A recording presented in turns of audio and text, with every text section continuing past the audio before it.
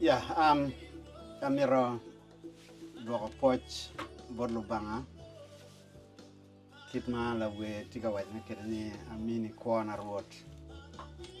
So amiro nianga wa machala lotina palo banga ni kargi kara amiro wami kuwa bor ruot. Kargi kara mi wami wiwa wami tamwa bor ruot. Mio en ngeo maromo timone ikuwa mameo machala dano. Yo ma en tiga miro ni uti kere. Dong atigi gimo manok ma tamni mun romo biro betini anyware bot omera kachiel kila mera. Wan machalo yeo watigi ngech kargi kare Yesu. Ento Yesu ni kido pere po atigi ngech ye matut total.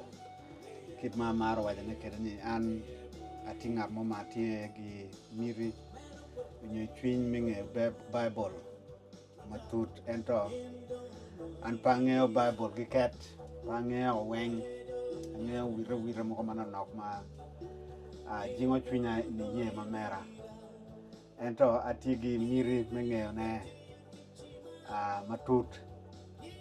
So I want to say thank you to my brothers and sisters. Like I was talking, I'm saying in my dialogue that most of us who believe in God, we understand Jesus and we know Jesus, but we don't really know him into full. That's why I'm saying I'm somebody who is really very interested in the Word of God. I don't know in detail the Bible, but I know some bit of it, some of it, and that's why I keep on studying so that I will become somebody who is very good in understanding the word of our Lord Jesus Christ. I will not do it by myself, but through his will I will be able to do it. So today I want us to maybe try to understand something little in regard to who this Christ is as the Son of God. What does he, like for example, we can say Christ came to show us to reflect who God is. That is what I want us maybe to try to see through the reading of the Bible. Amiro wachir gini kaneno kit ma kido pa Yesu Kristo tikere. Don kima tiga wajane ni munu Yesu Kristo obino minyu borwa kit pa lobanga. Lobanga ne bedu ni ning. Don wachero wakwanya gidi book mio wachero kun waramo pero gi ngech ingoma wamiro ni munu wateme gini meniang ye. And we will read maybe some few books, 1, 2, or maybe 3 books that will help us and go through what we wanted to understand. The first book is we'll read from the book of Psalm 102, book of Psalm 102, when we read from verse 25. In the beginning, you laid the foundation of the earth, and the heaven are the work of your hands. They will perish, but you remain. They will all wear out like a garment, like a clothing you will change them, and they will be discarded. 27, the last. But you remain the same, and your years will never end. Jabuli chura mia chiel gangwen chenge piera rio via beach micher kede piera rio via bira. Ikaraj machon mokaro angech ikero guri mete lobo dok in ayema itiyo polo ki lobo.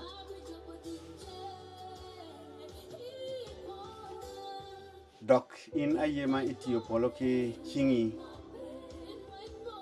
gibitiro wako ento gibito wako ento ini bedo mari matwal gibiti wako machalo bongo in iloko gi machalo ginaruka chi gibitum wako liweng ento in kiri achiel mwaka mekuo ni bene pegik man kidma watika lobo kergi kwan mamewa dong pa mero nyamun walogi alogarie ento mero kon wakwan komi kon wachiri awinyo ngo ma ramon yuruborwa kitma wamiro ngeo kere kido pa Yesu Kristo unyola tin palo banga ile mamewa mo wajo kere machalo ye latin palo banga ni kido mamere obedo ni ning kawa winyo la church matiga church kan as we had the writer of Psalm 104. This is a proud word to describe who the Son of God is. This is the description of our Lord Jesus Christ. If we look into this deeply with the understanding of the word, which says, of the all you laid the foundation of the earth. That means in the beginning there was a word, and the word was with God, and the word was God. There's something like that one, I think, in the book of John. So this is Psalm is telling us, of all you laid the foundation of the earth, and the heaven are the work of your hand. They will perish, but you will remain. They will perish. What will they perish? The thing that he laid, the foundation of the earth. And I can tell you, all that God has made, one day, according to the promise, they are going to get all. They will disappear. They will perish. We can see it, like in us as human beings. Life, are we living forever? We are living today, and tomorrow we are not there. But Christ is forever. That is one of the description of our Lord Jesus Christ. So let's read another book in the book of Hebrew, chapter 1, verse 1 up to 12. This one is a little bit longer, which it says, long ago at my time, and in many ways, God spoke to our fathers by the prophet, but in this last day, he has spoken to us by his Son, whom he appointed the heir of all things, through whom also he created the world. This is repeating the same word. He is the radiance of the glory of God and the exact imprint of his nature. And he upholds the universe by the word of his power. After making purification for sin, he sat down at the right hand of the majesty on high, having become as much superior to angels as the name he has inherited. He is more excellent than theirs. For to which of the angels did God ever say, you are my son, today I have begotten you? Or again, I will be to him a father, and he shall be to me a son. And again, when he brings the firstborn into the world, he says, let all God's angels worship him. Of the angels he says, he makes his angel winds and his ministers the flames of fire. But of the Son he said, your throne, O God, is forever and ever. The scepter of the righteousness is in the scepter of your kingdom. You have loved righteousness and hated wickedness. Therefore, God, your God, has anointed you with the oil of gladness beyond your companion. And your Lord laid the foundation of the earth in the beginning, and the heaven are the work of your hand. They will perish, but you remain. They will all wear out like a garment. Like a robe, you will roll them up. Like a garment, they will be changed. But you are the same, and your years will have no end. I will read in my dialogue. Actually, Yam chon lubanga o logo ki parwa idu lok ma pol dok iyo ma pat kun logo ki idok lunebi ento ikareman ma la chieni endong o logo kwedwa I wode jami duju matie lubanga cheng o tiyogi pitwera pa wode ma en o yubu ni miero obed wuon jami duchu en dero me deo palo banga. Chal palo banga ki kome tie kome. Dok en bene matingo jami duchu matie ki teko me loge. Madong en otiego tich me luogo bal. En obedo piny ikabedo me deo tung achuch inget wuon. Deo maduong matie malo ipolo. Kundong en odoko la dit mada makaro lo malaika duchu ma rom aroma ki kit ma nying ma gimio be matek makaro migi waka. Lubanga yang kong owajo ki lo malaika mo ni in iwoda tindong anyuali nyo dok ni an abibedo wone en bibedo woda dok bene ikare ma okelo latin kayo ilogo en owajo ni lo malaika pa lo banga duchu miero owuwore ikom lo malaika lo banga ologo ni en logo lo malaika ne en logo lo malaika ne dogo yamo lo tiche en logo dogo lep mach ento ikom wode en ologo ni kom keri in lo banga biri naga odo keri en odo mengolo kop ati in imaro kit ma ati chwinyi dong tim marach pimeno lubanga ma en lubanga ni owiri kimo mo me yum chwiny maduong makaro luwori duchu en dok ologo ni in wuot wiati ikero gude me logo polo bene en tich me chingi gin birwen wako yot ento iniri naga gin duju gibiti machalo bongo ibi dolo gi wako machalo ibano kori gibiloko gi machalo ginaruga ento in ibedo ma kiritie achiel mwakani pebigik man kwan ma watamo ni munu wakwan inina matin wanen wapo kede Yesu ni kido pere tie ni wan wati machalo luyeo wati machalo dano malubo ko jwe Yesu ento wek wange Yesu miro en jamu chal enini wakwan weko mi burwa nge Yesu obedo nining kwa pere bedo nining kido pere tie nining ikwan mo kwana ariyo mamalo pija bukpa me jambuli gi bukpa jo gena enini ma wakwana kompedi bukpa Ibru chura chiel chinga chiel michero kede wi ya para ariyo gama duong ma okari ye okulu manyuro borwa kido pa Yesu nyo wod obedo ngo me chiel wanonye munu wod obedo ka keruguri ni manyure wod onongotie ikarma gitie ka chwe man gimwa nongo ilep ariyo matiga kargi kwan ariyo lep me jabuli gi lep pot Ibrunia donc wachiro gini kibwa wamiro ni munu wange we wanen kido pa Yesu ni obedo ngo. That is how we are going to dig much more deeper in bringing our mind to ask the question that, or maybe see who or how does this Christ look like as we can see. What does he reflect in our mind, the nature of the Creator? Jesus Christ is fully human and also fully divine. Most of the time we focus on the mystery of his nature.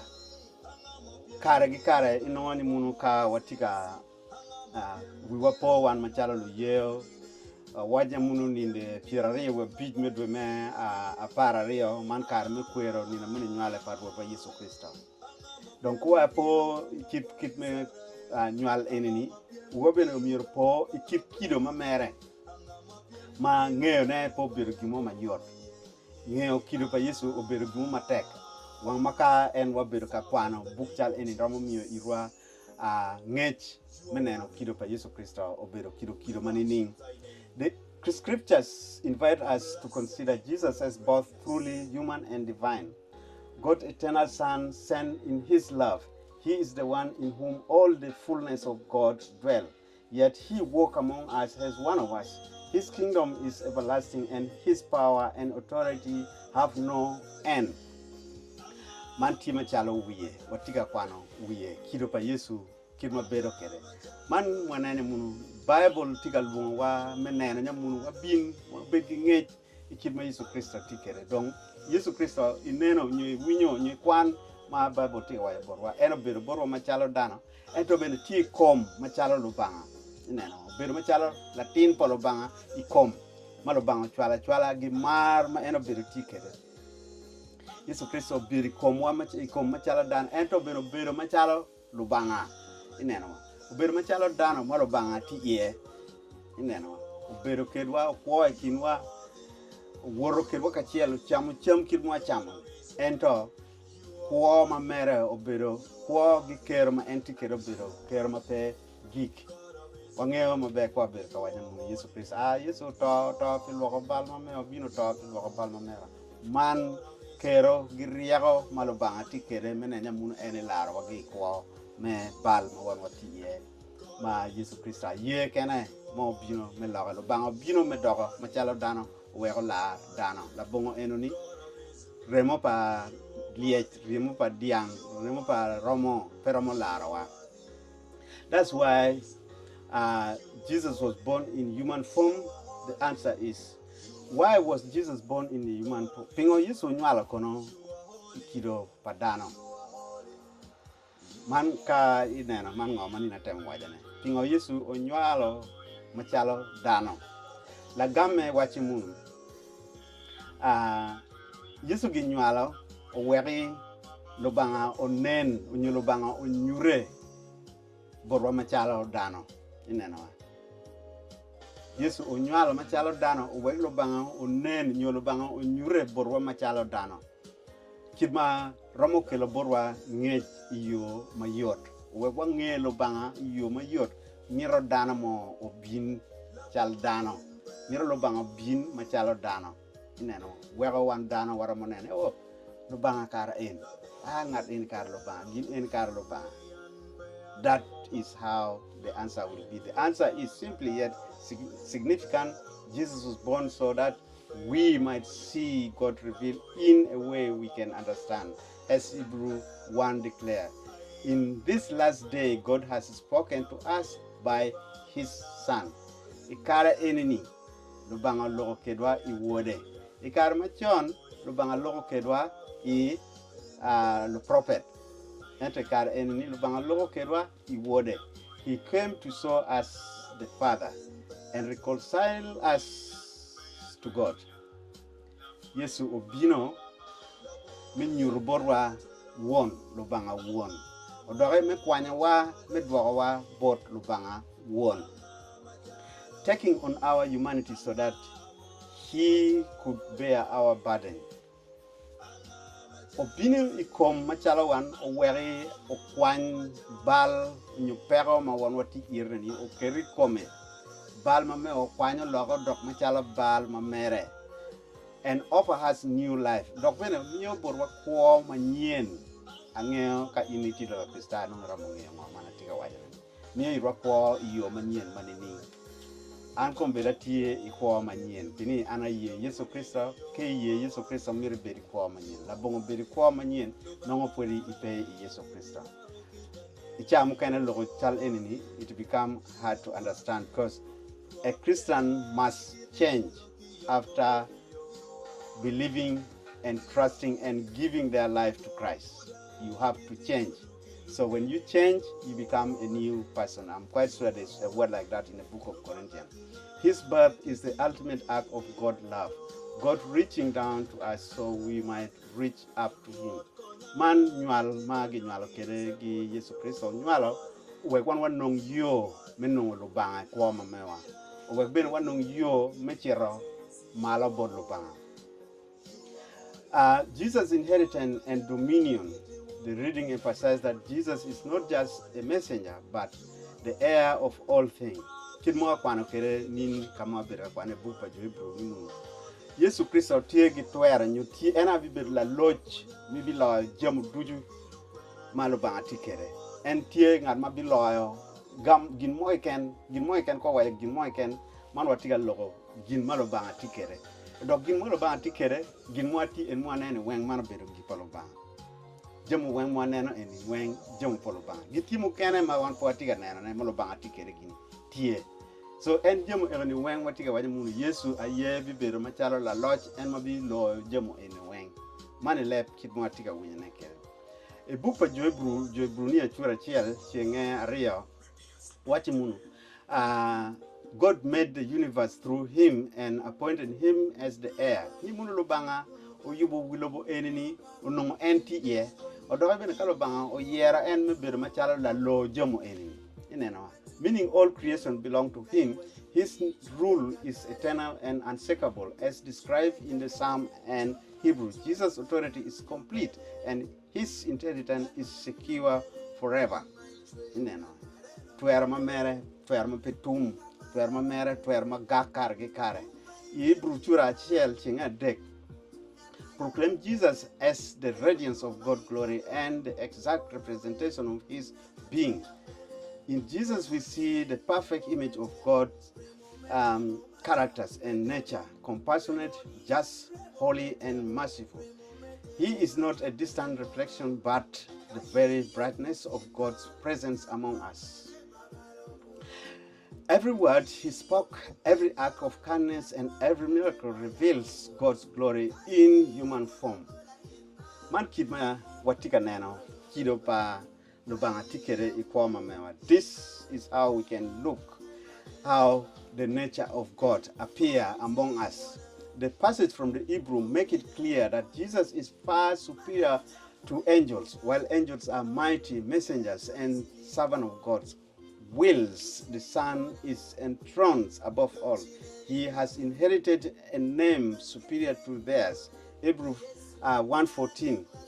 And the angel worship him, not the other way around. This truth assures us that we are invited into relationship with the highest, not through intermediate, but direct through Christ, who welcomes us into God's presence.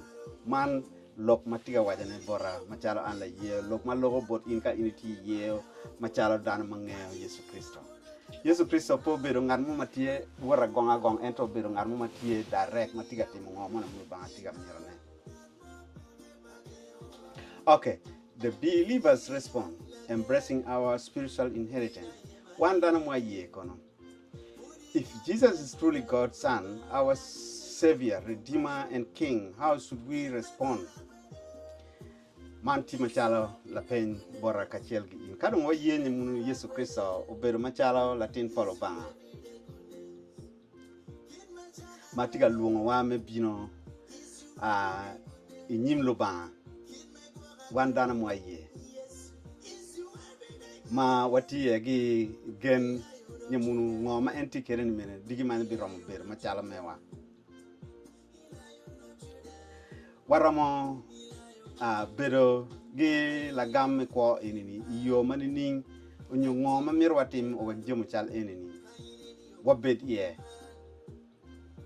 don wano la gamme tie ma chek ni munu miero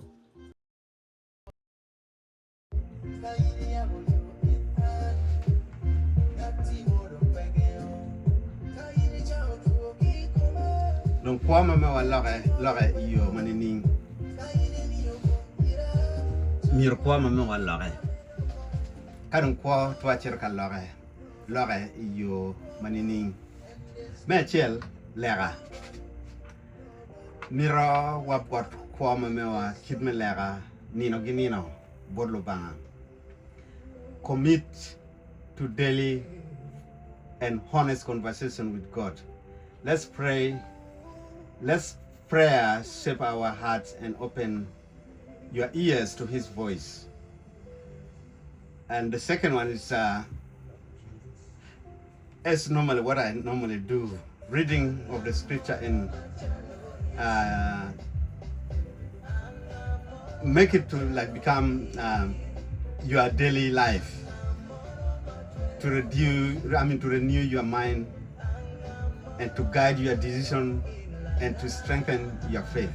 That is when you study the Bible, because without studying the Bible, how can you know God is His word? So the third one is seek wise counsel. Most of this one also, it goes back to prayer. Where can we get our wise counsel? Prayer, reading the Bible, those are where the wise counsel are. And some of us among ourselves as people who believe in Christ, there are people who are ahead of you and they understand how to lead other people to understanding the nature of God. So surrounding yourself with believers who encourage and challenge you, listen to those who walk faithfully with Christ. So learn how to encourage or learn how to recognize God is leading in your life. Be alternative to His Spirit rather than being led by every wind of option or emotion.